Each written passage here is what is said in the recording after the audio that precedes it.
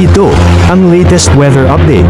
Alamin ang pinakasariwang ulat panahon ngayon dito sa Information TV Educational Channel. Kung saan may minomonitor pa rin tayong bagyo sa labas ng ating Philippine Area of Responsibility. Ito ay nasa tropical storm category na at merong international name na Mekhala. Ito ay galing sa bansang Thailand. Kanina alas 3 ng madaling araw, hunitong namataan sa layong 1,665 kilometers silangan ng southeastern Luzon. Nagtataglay ng lakas na hangin na 75 kilometers per hour malapit sa sentro at bugso na abot sa 90 kilometers per hour. So, posible nga itong pumasok na ating Philippine Area of Responsibility ngayong late afternoon until tomorrow.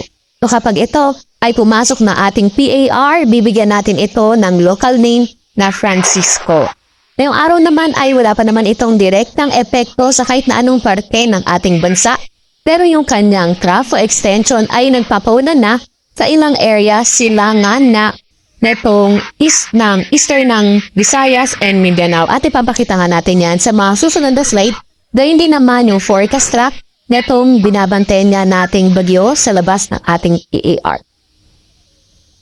Samantalang easterlies naman o yung mainit na hangin galing kadagatang Pasipiko ang nakaka-apekto sa may central pati na rin sa may southern Luzon.